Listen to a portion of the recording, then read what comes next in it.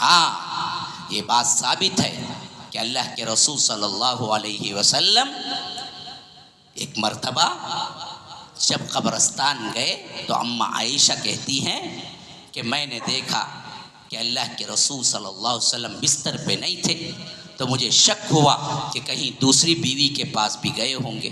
اس اعتبار سے میں نے پیچھا کیا تو اللہ کے رسول بقیع کے قبرستان میں تھے، اور جب واپس آئے تو میں بھی جلدی دوڑتی آ گئی تاکہ اللہ کے رسول صلی اللہ علیہ وسلم کی نظر نہ پڑے۔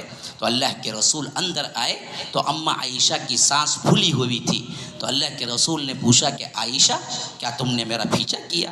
کہا کہ اللہ کے رسول ہاں۔ تو اللہ کے رسول صلی اللہ علیہ وسلم نے فرمایا کہ عائشہ کیا تم ہی رسول سے خیانت کا اندیشہ ہے؟ یعنی تم نے یہ سوچا کہ میں تمہاری باری پہ دوسری بیوی کے پاس جاؤں گا؟ کہا کہ اللہ کے رسول مجھے خیال آ گیا۔ ایسے ہی بس یہ ایک روایت کو لے کر جوڑ دیا گیا کہ اللہ کے رسول صلی اللہ علیہ وسلم اس دن جو قبرستان گئے تھے وہ دراصل کیا تھا؟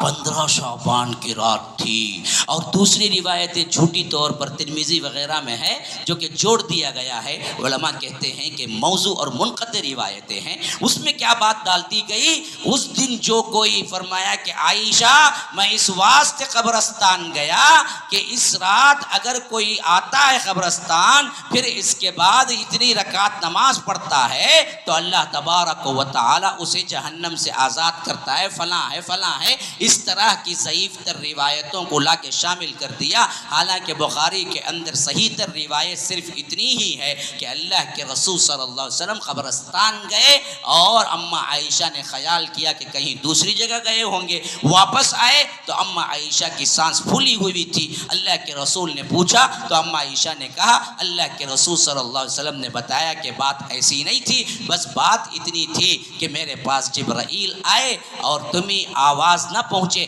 ایسے میں اشارہ کیا اور میں بھی اشارہ کیا، اور حضرت جبرائیل نے کہا کہ آپ آئیے تاکہ اللہ کے رسول صلی اللہ علیہ وسلم کو اللہ کا حکم سنائیں۔ جب آئے تو کہا کہ تم اللہ تبارک و تعالی نے بتایا ہے کہ اہل قبرستان بقیع کے قبرستان میں جاؤ اور ان کے لیے دعائے مغفرت کرو، اور وہ گئے دعائے مغفرت کی۔ بس اتنی خبر صحیح ہے جو اللہ کے رسول صلی اللہ علیہ وسلم سے ثابت ہے۔ کب گئے؟ وہ 15 شعبان ہی تھی، اس کی یہ فضیلت ہے، فلاں ہے، یہ تمام چیزیں جوڑ لیا گیا۔ اتنی بات ہے کہ گئے تھے، اور وہ منانے کے اعتبار سے نہیں تھا بلکہ اللہ کے رسول کبھی بھی جاتے تھے، کئی اوقات گئے ہیں، اور جب بھی گئے ہیں جب دعائے مغفرت کے لیے گئے ہیں تم بھی جاؤ کبھی بھی۔ 15 شعبان مخصوص نہیں ہے، لیکن ہم 15 شعبان کے علاوہ کبھی جاتا نہیں۔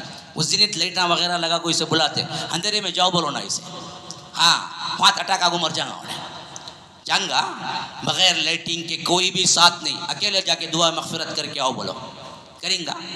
جانا اکیلے اس طرح گئے تو پھر کیا ہے، دل کے اندر کیا ہوگا؟ خشیت طاری ہوگی، ارے کتنے بڑے بڑے لوگ تھے، کیسے کیسے لوگ ہیں، سب مر گئے کھپ گئے۔ آج کوئی پوچھنے والا نہیں ہے، میری بھی یہی حالت ہوگی۔ موت کی یاد کے لیے جاؤ بولے تو وہاں لائٹنگ لگا کو وہاں میٹنگ پوائنٹ رکھتے لڑکے لڑکیاں ہمارے ہاں وغیرہ، تو ماشاءاللہ اللہ تعالیٰ ہی توفیق دینے والا ہے، کئی لوگ ملنے کی میٹنگ پوائنٹ رکھتے کہ قبرستان کو وہاں آ جاؤ وہاں ملیں گے رات میں بول کے، وہاں بھی گناہ کرتا آ کے بدبخت، ہاں کون سی نیکی کرے گا جی؟ اور اس کو بنا لیا سنت۔ یاد رکھیے یہ چیز کے علاوہ کوئی چیز ثابت نہیں۔ السلام علیکم ورحمۃ اللہ وبرکاتہ۔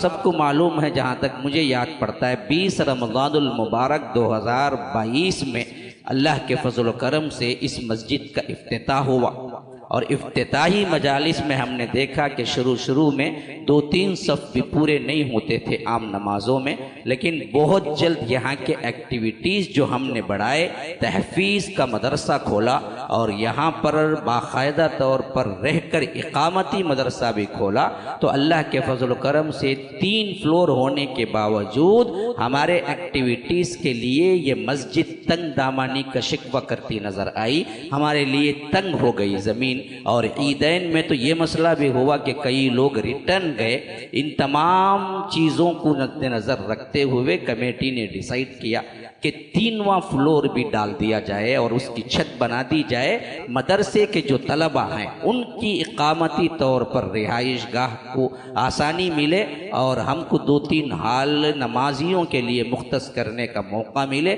اس تمام کارروائی کو مد نظر رکھتے ہوئے یہ فیصلہ کیا گیا۔ اب اپیل یہ ہے کہ اس میں باقاعدہ طور پر تیسری چھت، پھر اس کے بعد اس کے نیچے جہاں تک جو بچوں کے لیے مطبخ ہے، کچن ہے، ڈائننگ ہال ہے، رہنے کا موقع ہونا ہے، پھر اس کے بعد لوگ جو آتے ہیں اور جو مہمان جو آتے ہیں، یہ تمام بندن کے لیے تقریباً 65 لاکھ کی ضرورت ہے۔